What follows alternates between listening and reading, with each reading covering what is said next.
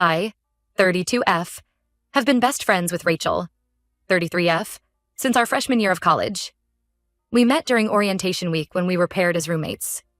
I remember being so nervous about living with a stranger, but Rachel's bubbly personality instantly put me at ease. We bonded over our shared love of true crime podcasts and cheesy rom-coms. Over the years, Rachel and I became inseparable. We were there for each other through every up and down of college life. I held her hair back during her first experience with tequila shots, and she talked me through my anxiety attacks before big exams. When I started dating Arnold, 34M, in our junior year, Rachel was my biggest cheerleader. She even helped plan our first anniversary surprise. After graduation, Rachel and I both landed jobs at the same marketing firm in the city. We'd grab lunch together every day and vent about our annoying coworkers. It was during one of these lunch breaks that Rachel first introduced me to Tom, 35M. They had met at a local bar and hit it off immediately. I was thrilled to see my best friend so happy and in love. Arnold proposed to me on our 5th anniversary. Of course, Rachel was the first person I called after saying yes. She squealed so loudly I had to hold the phone away from my ear. Rachel threw herself into helping plan our wedding, insisting on handling all the little details so I wouldn't stress. On our big day, she gave the most touching Maid of Honor speech that had everyone in tears. A year after getting married, Arnold and I decided we were ready to start trying for a baby.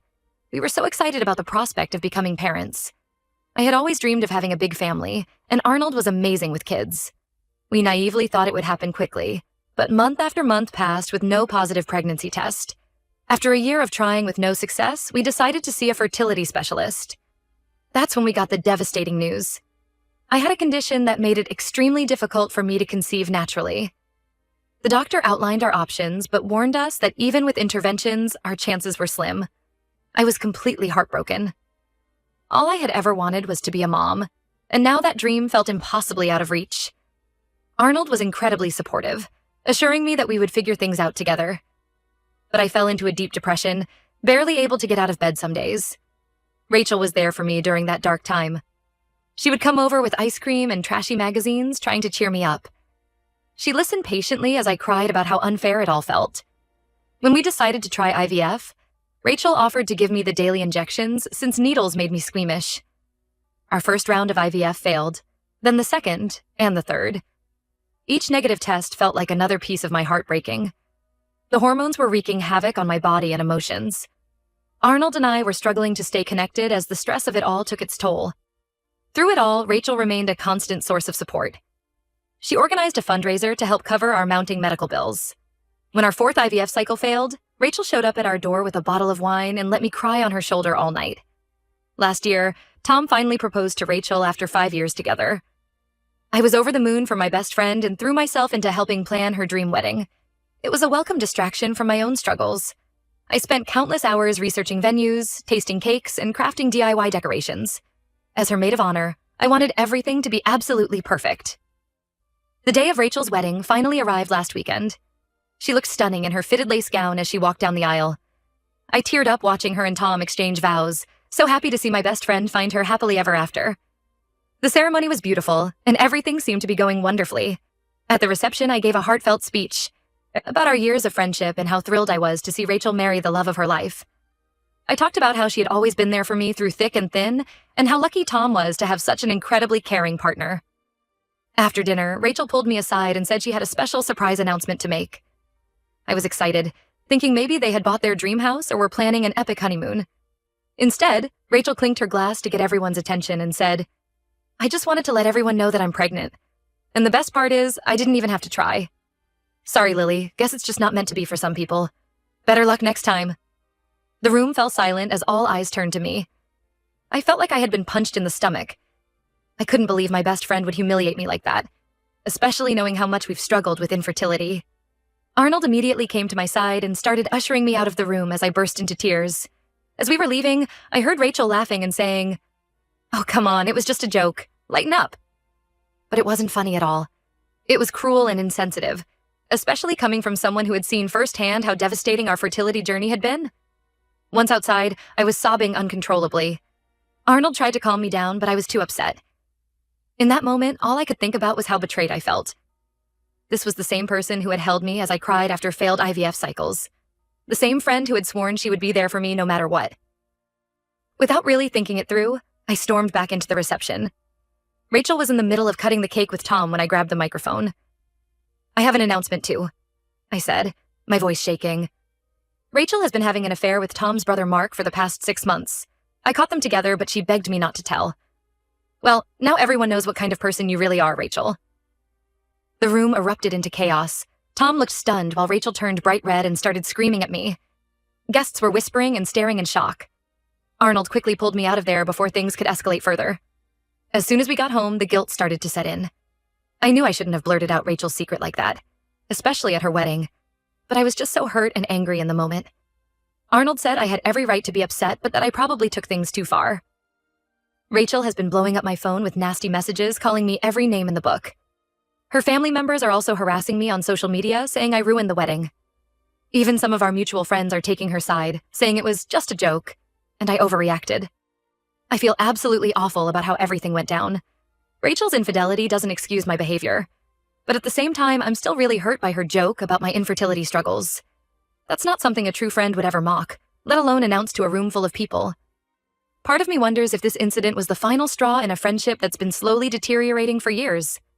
Looking back, Rachel has made a lot of insensitive comments over time that I brushed off, like the time she told me to just relax and it'll happen when she knew we were doing IVF. Or how she always downplayed my feelings when treatments failed. I've spent years supporting Rachel through all her ups and downs. I was there for her after every breakup, celebrated her job promotions, planned her birthday parties. It hurts to realize that maybe that support and loyalty was never truly reciprocated. Arnold thinks I should cut ties with Rachel completely after this. He says a real friend would never intentionally hurt me like that. But we've been best friends for so long, it's hard to imagine my life without her in it. At the same time, I don't know if I can ever forgive her for humiliating me on what was supposed to be a happy day. I'm torn between feeling justified in my anger and feeling guilty for potentially ruining her marriage. Did I go too far in revealing her affair? Should I have just walked away instead of retaliating? I can't help but wonder if I'm the asshole here for how I handled things. Update 1. It's been about a month since the wedding fiasco, and things have only gotten messier. I've been laying low and avoiding social media, but the drama keeps finding its way to me. A few days after the incident, Tom reached out wanting to meet up. Against Arnold's advice, I agreed to grab coffee with him. Tom confirmed that Rachel's affair with his brother Mark had been going on for months. Apparently, he had suspicions, but didn't want to believe it. He thanked me for finally telling him the truth, even if the timing and delivery weren't ideal. During our conversation, Tom opened up about his complicated relationship with his brother Mark. They had always been competitive growing up, with Mark constantly trying to one-up Tom. When Tom first introduced Rachel to his family, he noticed how Mark seemed particularly charmed by her, but he brushed it off, never imagining his own brother would betray him like this. Tom has filed for an annulment and moved out of their apartment. Rachel is absolutely livid, blaming me for ruining her life over a harmless joke. She's been spreading all kinds of rumors about me to anyone who will listen. According to her, I'm a bitter, jealous person who has always been envious of her happiness. Some of our college friends have reached out to get my side of the story. A few were sympathetic once I explained everything, but others think I massively overreacted. My longtime friend Zoe even suggested that maybe Rachel's joke was her misguided way of trying to include me in her happiness. I couldn't believe she was defending such cruel behavior. The worst part is that Rachel's mom called my parents to berate them about my unforgivable actions. My mom has always adored Rachel, and now she's disappointed in me for stooping to her level. My dad is more understanding, but says I should apologize to keep the peace. It's frustrating that they're not being more supportive. This whole situation has brought up a lot of complicated feelings about my own parents. Growing up, they always pushed me to be the bigger person in conflicts, even when I was clearly wronged. I realize now how that instilled a habit of letting others walk all over me. It's a pattern I'm trying to break, but it's not easy. Arnold has been my rock through all of this. He reminded me of all the times Rachel has made snide comments or dismissed my feelings over the years, like when she told me to get over it already, after our third failed IVF cycle. Or how she joked that maybe the universe was trying to tell us something when we couldn't get pregnant. In hindsight, there were a lot of red flags I ignored. I've been doing a lot of self-reflection lately. While I still feel awful about how everything went down, I'm starting to realize that Rachel hasn't been a true friend to me in a long time. A real friend would never mock my deepest pain or humiliate me in front of others. I think I've outgrown this friendship, and it's time to let it go. Arnold and I have decided to take a break from all the drama. We're planning a weekend getaway to regroup and focus on each other. With everything that's happened, it's made me appreciate how lucky I am to have such a supportive partner by my side. I'm still struggling with guilt over revealing Rachel's affair so publicly. But I'm also angry that she somehow made herself the victim in all of this. I don't know if I'll ever get closure or an apology from her. For now, I'm trying to move forward and surround myself with people who truly care about me. Update 2. It's been about 3 months since the wedding incident, and I wanted to give one. Final update on the situation. A lot has changed, and I've done a lot of reflecting on everything that's happened. Rachel's life has pretty much imploded since the truth about her affair came out.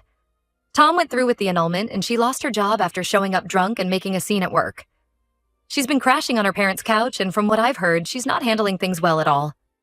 I ran into Rachel's younger sister Megan at the grocery store last week. It was awkward at first, but she actually apologized for how her family had treated me. Megan revealed that Rachel has struggled with alcohol abuse for years, something she had always managed to hide from me. Apparently, the stress of the wedding and pregnancy had pushed her over the edge.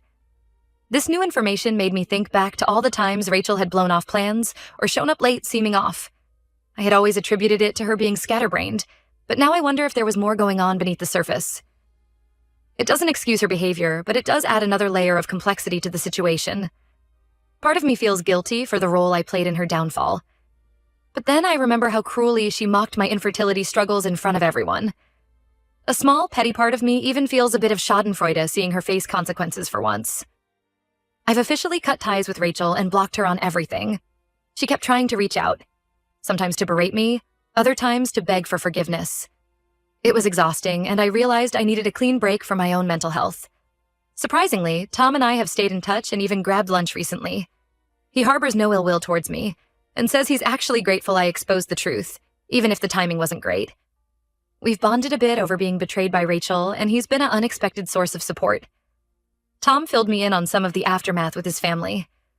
His parents are devastated by Mark's betrayal and have essentially cut him off. Mark tried to reach out to Tom to apologize, but Tom isn't ready to forgive him yet.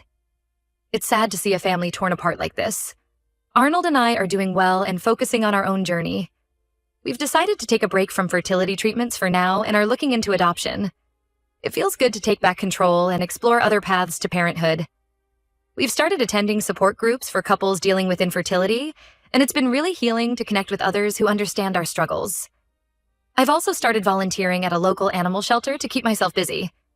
It's been therapeutic to focus on caring for creatures in need instead of dwelling on my own problems. Arnold and I are even thinking about fostering some dogs once we're in a better place emotionally. I've been doing a lot of journaling to process my feelings about everything that's happened. Writing has always been cathartic for me, and it's helping me work through some of the complicated emotions surrounding the end of my friendship with Rachel. Looking back, I can see now that Rachel and I had been growing apart for years. I was holding on to the memory of our college friendship instead of acknowledging how toxic things had become. This whole ordeal was painful, but it opened my eyes to the fact that I deserve better friends. I'm slowly rebuilding my social circle with people who are genuinely supportive and kind. It's been refreshing to form new connections without all the baggage and history. I've reconnected with some old friends from high school, and we've been getting together for monthly book club meetings. Overall, I'm in a much better place now than I was 3 months ago. While I still have some regrets about how everything went down, I'm trying to forgive myself and move forward. This experience taught me a lot about setting boundaries and valuing myself. I'm cautiously optimistic about what the future holds.